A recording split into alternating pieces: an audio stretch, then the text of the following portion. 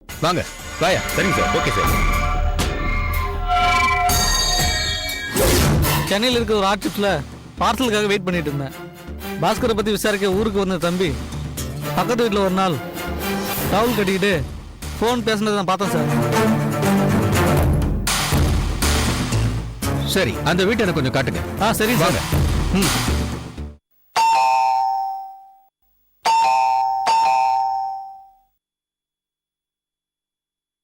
யார் நீங்க? நான் டாக்டர் வாணி சந்து. என்ன விஷயம் வந்திருக்கீங்க? ரவிசங்கர் சார பார்க்க வந்திருக்கேன். உள்ள வாங்க.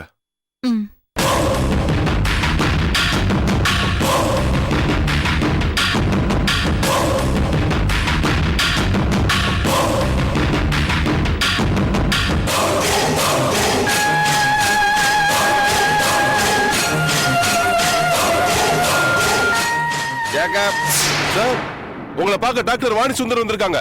வரேன்னு சொல்லு. சரி சார்.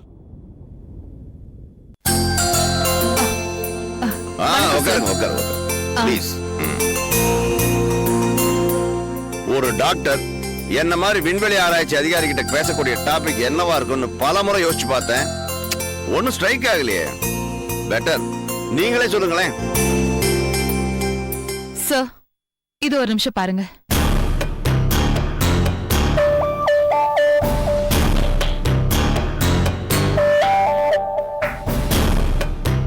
இந்த போட்டோல இருக்கிற பொண்ணு பேரு பவானி. ஊர் தர்மபுரி பக்கத்துல இருக்கிற காடாம்பாறைங்கிற கிராமம். இன்னும் கல்யாணம் ஆகல. இந்த பொண்ணுக்கு ஒரு விசித்திரமான வியாதி. இவளோட கண்கள்ல இருந்தும் மூக்கு துவாரங்கள்ல இருந்தும் காதுகள் வழியாகவும் கடக மாதிரி கல்லு சைஸ்ல ஏதோ ஒண்ணு வெளிவருது. என்னது? கல்லு மாதிரியா? ஆமா சார். மை காட், இப்படி ஒரு வியாதியா? Yes sir.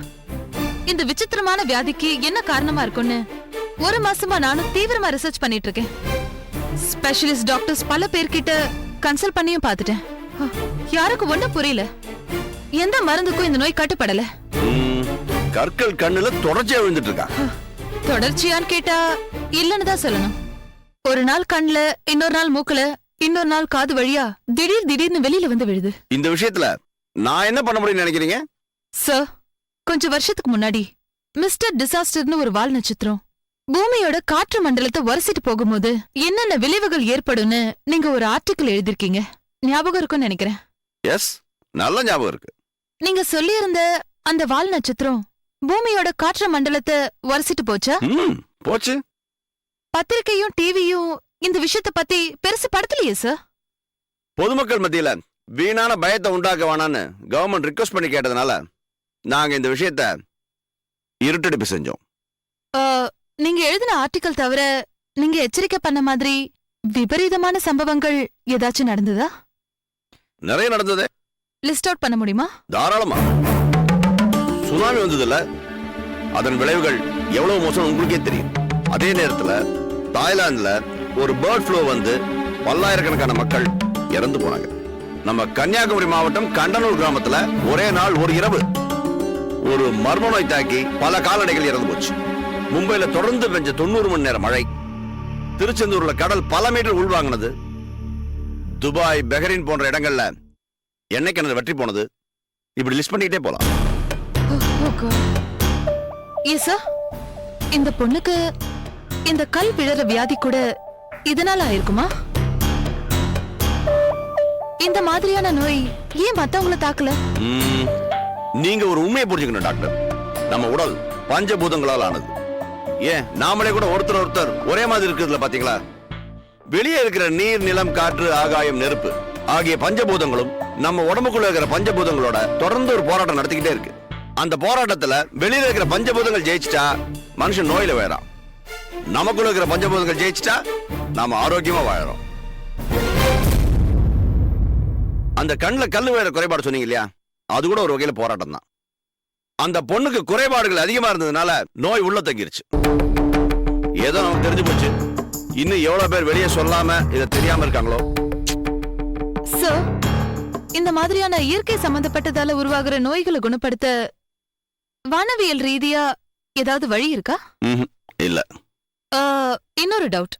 சொல்லுங்க. வால் நட்சத்திரம் பூமியோட காற்று மண்டலத்தை உரசிக்கிட்டு வந்து சில வாயுக்களும் தாதுக்களும் பூமியில வந்து விழற வாய்ப்பு இருக்குன்னு உங்க ஆர்டிக்கல்ல சொல்லிருக்கீங்க. ஆமா, அது என்னென்ன தாதுக்கள்னு தெரிஞ்சுக்கலாமா? தாராளமா. அது பூமியில் இல்லாத தாதுக்கள். மொத்தம் 4 வகை. முதல் வகை சிலேனியம், இரண்டாவது அட்டேஷியம், மூணாவது பொலிரைட், நாலாவது ஜால்கோட்டியம்.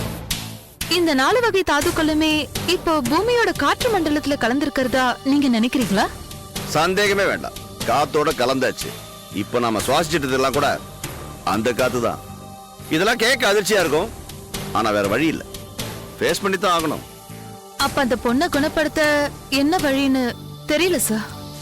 எனக்கும் தெரியல, ஆனா ட்ரீட்மெண்ட் கொடுக்கறதுக்கு முன்னாடி அவ கண்ல இருந்து வேற ஒரு கல் எடுத்து டெஸ்ட் பண்ணி பார்க்கலாம். அந்த கல்லுல பை சான்ஸ் வால் நட்சத்திரத்திலிருந்து இந்த தாது பொருட்கள் இருந்தா கண்டிப்பா அந்த பொண்ணோட நோயை குணப்படுத்த முடியாது. அப்படி இல்லாம போனா எஸ், நீங்க ட்ரீட்மெண்ட் ஆரம்பிக்கலாம்.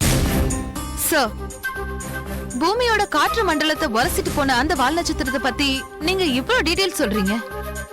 பட் மத்த நாட்டு விஞ்ஞானிகள் யாரும் இத பெருசா பொருட்படுத்தல, மதிக்கல. யாருமே இத பத்தி பேச மாட்டேங்கிறாங்க, சாதாரண விஷயமா நினைக்கிறாங்க. அதனால எது உண்மை எது பொய்ன்னு மக்களுக்கு ஒரே குழப்பமா இருக்கு சார். நம்ம நாடு ஒவ்வொரு வருஷமும் விஞ்ஞானத்துல ஏதாவது ஒரு சாதனை பண்ணிக்கிட்டே தான் இருக்கு. மற்ற நாடுகளால அதை பொறுத்துக்க முடியல. குறிப்பா வானிலை ஆராய்ச்சியில நம்ம நாடு பல படிகளை தாண்டி அமெரிக்கா பக்கத்துல போயிடுச்சு. ஆனா அது இன்னும் நடக்காத மாதிரி அந்த நாடு சும்மா நடிச்சுக்கிட்டே இருக்கு. சார், இன்னொரு விஷயம், வால் நட்சத்திரம் பூமியோட காற்று மண்டலத்தை உரசிட்டு போகும்போது 4 வகையான தாதுக்கள் அந்த வால் நட்சத்திரத்துல இருந்து பூமியில எங்கேயாவது விழுந்திருக்கும்னு சொன்னீங்க. அது எங்கேயாவது எப்படியாவது விழுந்திருந்தா நம்ம நாட்டு வானியல் வல்லுநர்கள் கண்டுபிடிச்சிருப்பாங்க இல்லையா? அத பத்தி உங்களுக்கு ஏதாவது தெரியுமா சார்? இல்ல. என்ன சார், இவ்வளவு நேரம் உண்மையே சொல்லிட்டு இருந்த நீங்க இப்ப முதல் தடவையா இப்படி ஒரு பொய் சொல்றீங்க? பொய்யா? ஆமா, பொய்தான். என்ன சொல்றீங்க? ஆமா சார், டிசாஸ்டர்ங்கிற வால் நட்சத்திரம் பூமியோட காற்று மண்டலத்தை உரசிட்டு போகும்போது வால் நட்சத்திரத்துல இருந்த தாதுக்கள் கீழே பூமியில விழுந்தது.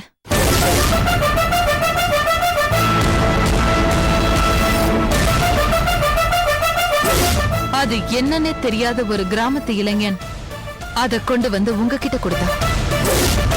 சோ சிலேனியம், அல்டேஷியம், போலரைட், ஜால்கோட்டியம், மனுஷனுக்கு நல்லது விளைவிக்கக்கூடிய அந்த 4 தாதுக்கள் இப்ப உங்ககிட்ட தான் இருக்குன்னு சொல்றேன். என்ன பேச்சு பேசுறீங்க? ஒரு டாக்டரா இருந்துகிட்டு காமன் சென்ஸ் இல்ல? நான் டாக்டர்னு உங்ககிட்ட யார் சொன்னது? அப்ப நீ